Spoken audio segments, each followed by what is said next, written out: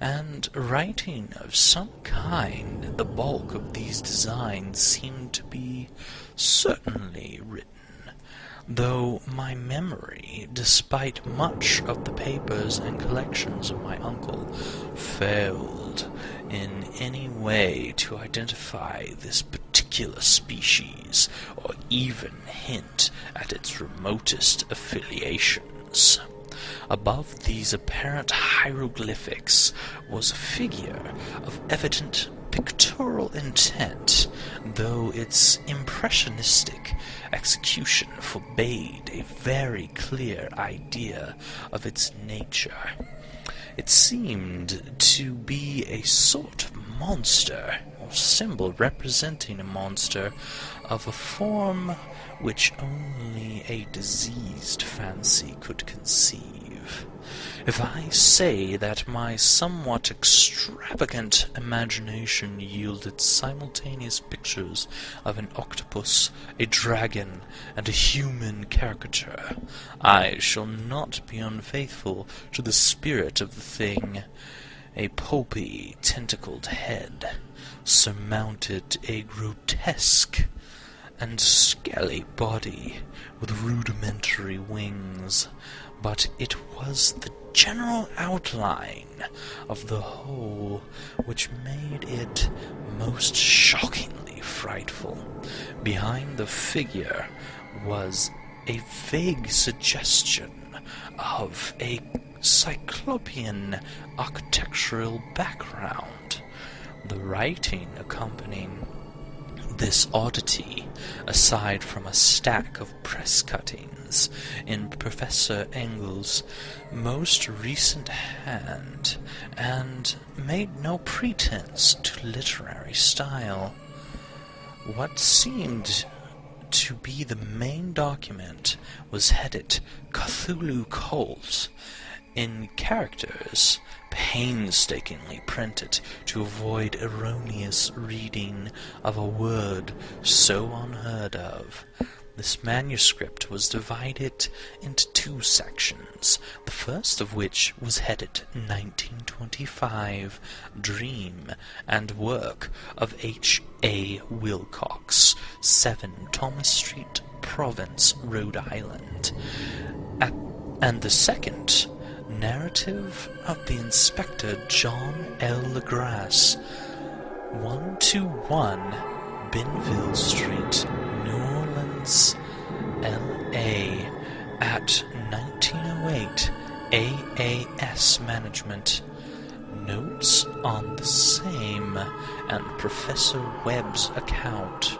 The other manuscript papers were brief notes, some of them accounts of the queer dreams of different persons, some of them citations from theosophical books and magazines, notably W. Scott Eliot's Atlantis and the Lost Lemuria, and the rest comments on long-surviving secret societies and hidden cults, with references to passages in such mythological and anthropological sourcebooks as Fraser's Golden Brow and Miss Murray's Witch Cult in Western Europe.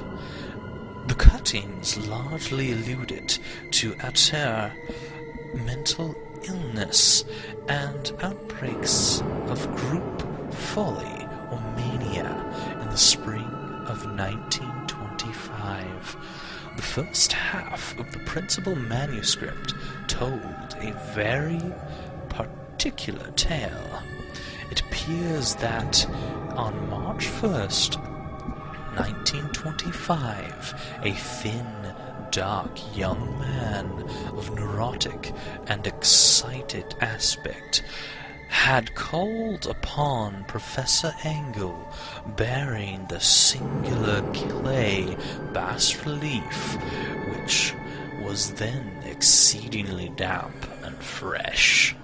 His card bore the name of Henry Anthony Wilcox, and my uncle had recognized him as the youngest son of an excellent family, slight widely known to him, who had latterly been studying sculpture at Rhode Island School of Design and living alone at the Fleur de Lis building near that institution.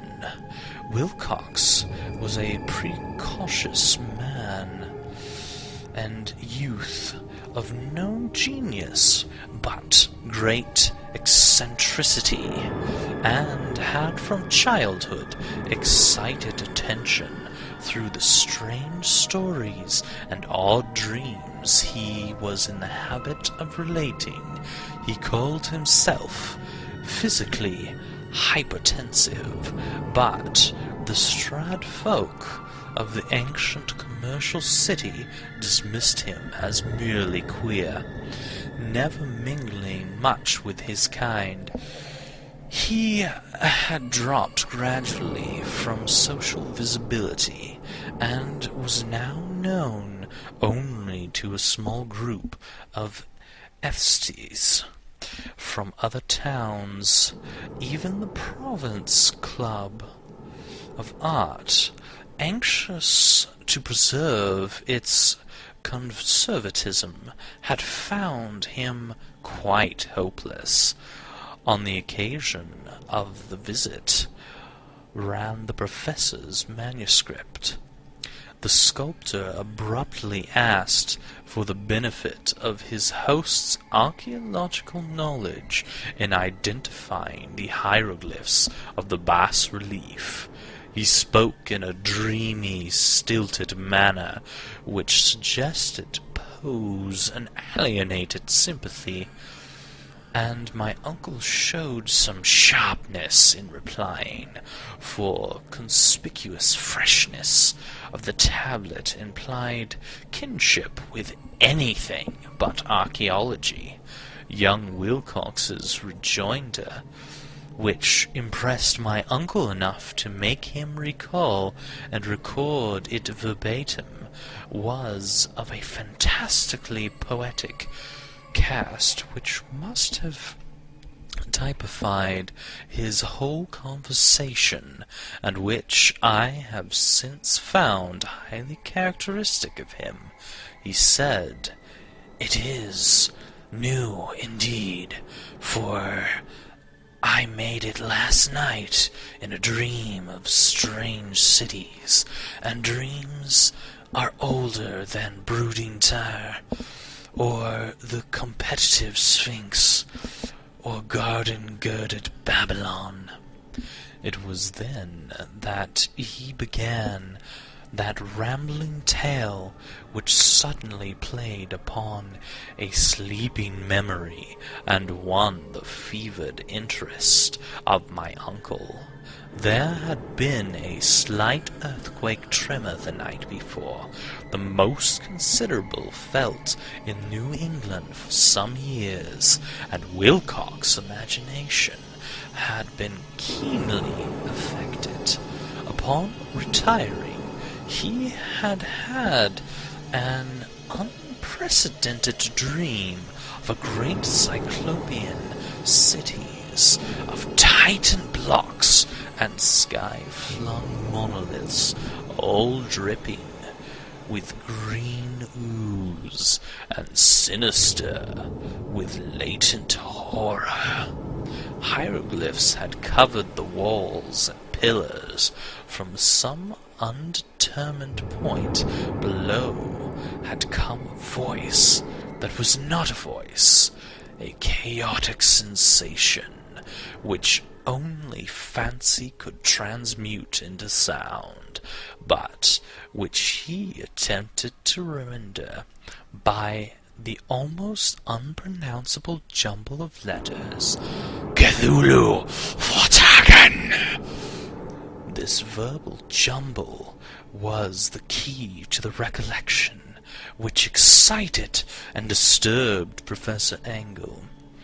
He questioned the sculptor with scientific minuteness, and studied with frantic intensity the bas-relief on which the youth had found himself working, chilled and clad only in his night clothes, when waking, had stolen bewilderingly over him.